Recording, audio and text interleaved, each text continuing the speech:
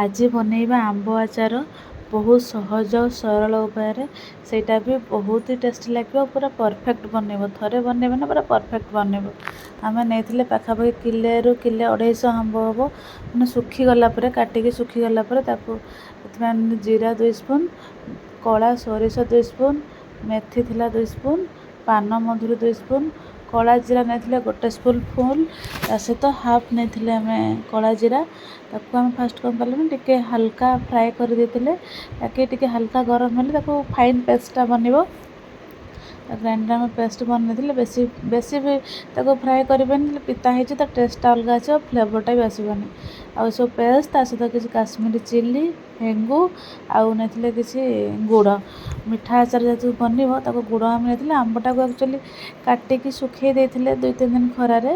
First କଡ଼େଇରେ ତେଲ ଦେଲେ, ତେଲଟା ଟିକେ ହାଲକା ଗରମ ହେଲା ପରେ ତାକୁ ଆମେ ଆମ୍ବଟାକୁ ପକାଇଲେ। କିଛି ଜଣ କରନ୍ତି ପ୍ରଥମେ ଆମ୍ବଟାକୁ ଗୁଡ଼କୁ ପାଗ କରନ୍ତି ତାପରେ ଆମ୍ବକୁ ଦିଅନ୍ତି। କିନ୍ତୁ ଆମେ କ'ଣ କଲେ ପ୍ରଥମେ ଆମ୍ବଟାକୁ ଟିକେ ହାଲକା ଫ୍ରାଏ କଲେ ତାପରେ ଗୁଡ଼ଟାକୁ ଦେଲେ।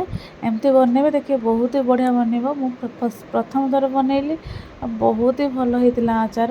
ବହୁତ ଭଲ ହେଇଛି। ଆକ୍ଚୁଆଲି ଖରାରେ ଶୁଖିବା ପାଇଁ ଟିକେ ଟାଇମ୍ ଲାଗିବ ତାକୁ।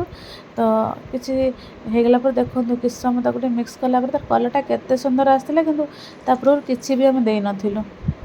ତାପରେ କିଛି ସମୟ ତାର କଲର୍ଟା ଆସିଗଲା ପରେ ଯାହା ଆମର ମସଲା ପେଷ୍ଟ କରି ରଖିଥିଲୁ ତାପରେ ତାକୁ ଆମେ ଲଙ୍କା ଗୁଣ୍ଡ, କାଶ୍ମୀରୀ ଚିଲି ଆଉ ହେଙ୍ଗୁ ତାକୁ ମିକ୍ସ କରିଥିଲୁ। ଆଉ ଫାଇନାଲି ଲୁକ୍ ଦେଖନ୍ତୁ କେତେ ସୁନ୍ଦର ଆସିଲାଣି। ଆମେ ଦେଖିଲେ ଖାଲି ଇଚ୍ଛା ହେଉଥିଲା ଖାଇବା ପାଇଁ। ତାକୁ ଆମେ ଗୋଟେ କାଚ ଜାରରେ ଷ୍ଟୋର୍ କଲୁ ଆଉ କିଛି ଗରମ ତେଲ ଦେଲୁ। ଏମିତି ବନେଇବେ ଦେଖିବେ ଆଚାର ପୁରା ପରଫେକ୍ଟ ବନିବ।